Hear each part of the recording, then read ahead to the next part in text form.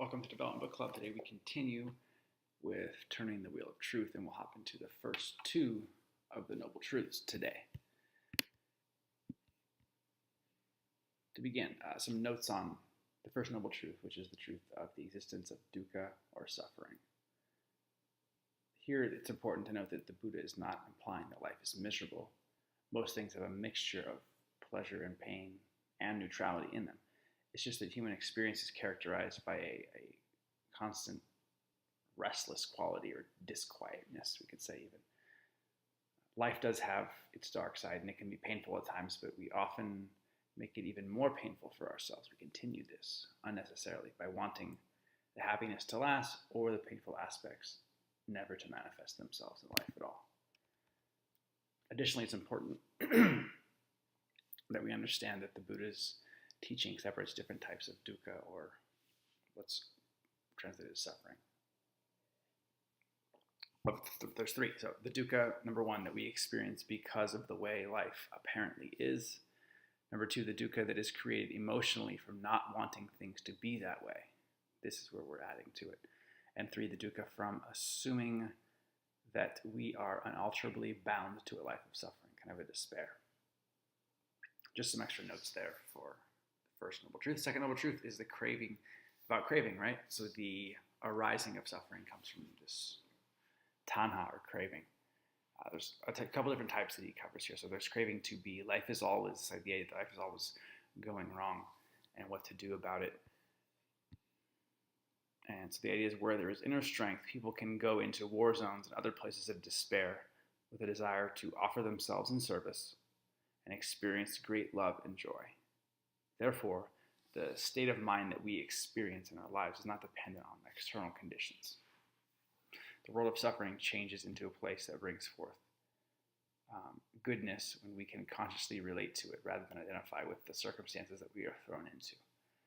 We don't have to drink the water we are swimming through if we're swimming through some bad water. Craving not to be is another type of craving. And this is sort of the inverse, which is to say that the fact that the arising of suffering can be noticed by us at all, that means that it arises from something other than suffering, and that there is something other than suffering that notices it as well. And sort of implied in all of this is this, which is to say that at other times we ease the chafing of life by shrugging it off. Also, we unconsciously assume that calamities will not occur, that our partner won't get run down by a truck, or that our child won't be struck by disease. That run down by a truck part seems oddly specific. Most incredible of all, something in us is shocked by death. We still feel that sickness, death, betrayals, breakdowns, and failures are an outrageous sort of deviation from the smooth flow of what life is or should be. But the avoidance of suffering is not the cessation of suffering. It remains a distinct potential, dukkha does, even if we're avoiding it. And no one whose happiness is dependent on a fragile tissue of circumstance can afford to relax and be at ease. And that's not where we want to be. The type of craving is penetrative craving, which is to say that people work themselves hard and become very stressed chasing the dream of ease in the future.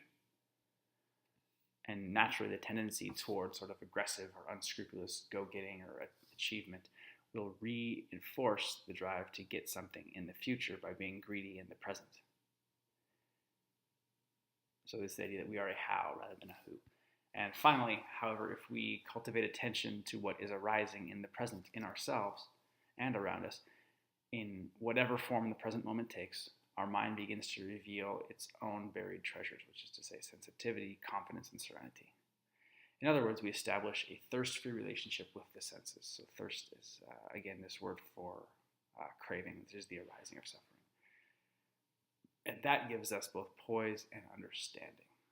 Thanks for watching this one, and we will cover third and fourth Noble Truths in the next video.